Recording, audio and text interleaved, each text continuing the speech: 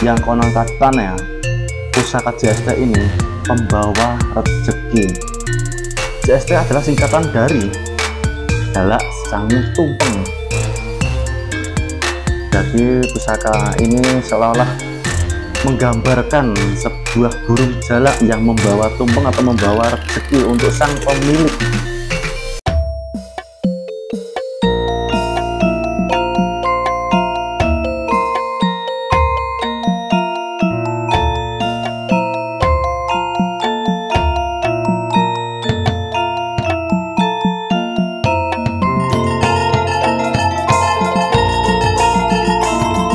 Halo Sobat Tosan Aji Nusantara, kembali lagi di channel Budi Tosan Aji Nusantara. Di video kali ini saya akan memperlihatkan sebuah pusaka JST atau pusaka dari Abdi Dalem Yogyakarta. Pusakanya gini, ini warangkanya dari kayu timah ya, dan ini warangka Jogja yang ini karena kecil, bukan Solo, ini Jogja ya. Oke. Kita akan lihat dalam isinya seperti apakah pusaka JST yang konon katanya pusaka JST ini pembawa rezeki. JST adalah singkatan dari Jalak Sangu Tumpeng. Jadi pusaka ini seolah-olah menggambarkan sebuah burung jalak yang membawa tumpeng atau membawa rezeki untuk sang pemilik. Jadi ya secara energi spiritual atau hal-hal gaib yang lainnya, itu sebuah burung jalak terbang membawa tumpeng. Tumpeng itu sebuah nasi yang ketiga itu loh, apa itu, acar-acar tumpengan gitu loh bahasa Jawanya. Bahasa Indonesianya apa itu ya, jadi nasi yang dibentuk segitiga itu dan ada macam-macam lauk gitu, itu tumpeng atau nasi tumpeng ya. Itu dibawa oleh jalak untuk sang pemilik atau sang pewaris pusaka JST. Ini adalah Jalak Sangu Tumpeng dengan warangka kayu timah, warangka Jogja.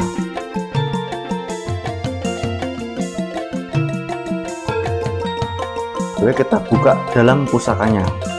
Seperti apakah kita lolos? Bismillahirrahmanirrahim.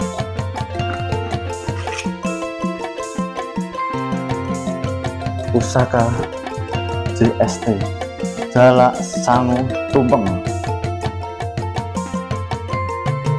Nah, ini pamornya wengkon ceprit ya, wengkon diisi ceprit. Pamor wengkon itu melambangkan atau menyimbolkan perlindungan dari mara bahaya dan ceprit. Itu sebuah pamor, kalau nggak hitam ya putih, jadi itu seolah-olah tuh ada hal yang hitam, itu harus ada putih ya, segitulah tahu saya sih, so, kan cuma cerita dari kakek saya. Jadi pelengkap hidup lah, singkat padat jelasnya itu pelengkap hidup. Ada hitam, pasti ada terang, ada gelap, ada terang, ada hitam, ada putih, yin dan yang gitulah. Jadi untuk pelengkap hidup itu, tapi di fokus ke utamanya yaitu sebuah wengkon atau perlindungan. Wengkon isi, wengkon itu adalah sebuah pamor mengfilosofikan perlindungan. Pusaka diciptakan untuk mengfilosofikan perlindungan. Ini pusaka tak buka sudah wangi harum banget ya. Ini peninggalan kakek saya soalnya. Ini belum saya minyak sudah hampir 1 bulan lebih, tapi wanginya tetap masih melekat.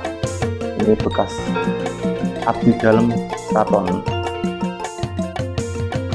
Dari bawahnya itu ada corak-corak pamer ya, namanya kurang tahu, belum dikasih tahu sama kakek saya ini. Ini menjadi koleksi Budi Tosanaji Nusantara sebagai koleksi pemuda yang dulu belajar sekarang jadi mengoleksi. Ini adalah pusaka, karena pusaka itu tidak ada habisnya, tidak ada hilangnya. Bagi kaum pemuda seperti saya ini wajib untuk menguring-uring budaya Jawa supaya tidak punah dan tidak diambil warga asing atau negara asing, karena pusaka itu warisan Nusantara yang ada di Pulau Jawa. Jangan sampai diambil alih ke negara-negara lain. Banyak yang negara lain yang mengaku-ngaku ini warisan leluhurnya daerah sana.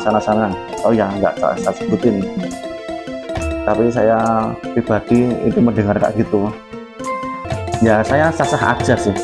Ada yang mengaku dari leluhurnya sana, itu sah-sah aja, walaupun itu pusaka dari tanah Jawa ya, itu sah-sah saja ya. Itu kan mungkin ya leluhurnya dia dari Pulau Jawa pindah ke sana aja, nggak tahu.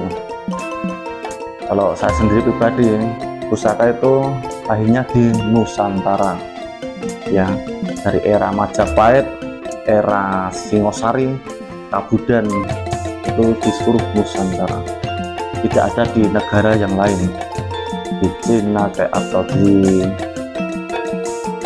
ya yang jauh-jauh lah, Asia yang jauh mungkin, bukan Nusantara. Ini adalah pusaka CST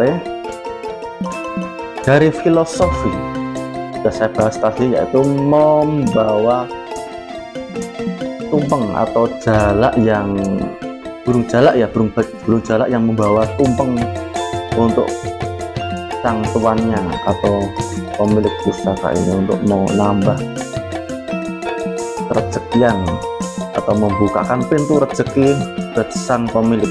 Pusaka ini sangat cocok untuk pembisnis atau untuk berdagang, karena dari filosofi dan pamor perlindungan dan cepet itu sangat menyimpulkan untuk berdagang. Ini pusaka warisan dari kakek saya. Ini pusaka wangi sekali ya, ini mungkin sangat unik sekali. Ini terus terang ke 1 bulan lebih tidak saya kasih minyak dan kering, ini hampir berkarat ya, tapi wanginya masih melekat sekali di bilah pusaka ini. Entah dari besinya mungkin wangi, atau mungkin masih ada minyak yang masih melekat tuh, saya kurang tahu dan belum pelajari berapa besinya wangi itu ya. Konon katanya besi wangi itu, konon katanya sih ada yang diciptakan itu memang besinya wangi, jadi nggak bisa hilang wangiannya. Tapi saya kalau masalah besi yang wangi itu belum pelajari apakah benar ada atau tidak, atau kita ambil secara nalar aja. Mungkin ada minyak yang masih menempel di bilah pusaka, walaupun berbulan-bulan atau bertahun-tahun tidak kita kasih minyak, mungkin ada yang masih menempel di sini. Begitu secara wajar dan secara nalar gitu. Kalau secara nggak nalar itu banyak orang yang mengaku, waduh ini pusaka berkodam gitu. Berkodam itu ada aroma wangi-wangiannya. Itu mas saya tanda tanya besar sekali. Emang kodam itu wangi gitu. Ya itu hak masing-masing ya, saya tidak melarang orang yang gitu. Itu sah-sah saja sih bagi orang yang percaya, gitu sah-sah aja. Kalau saya sendiri dengar suara gitu ya, emang ada sih kodam yang wangi gitu. Terus kodamnya apa gitu?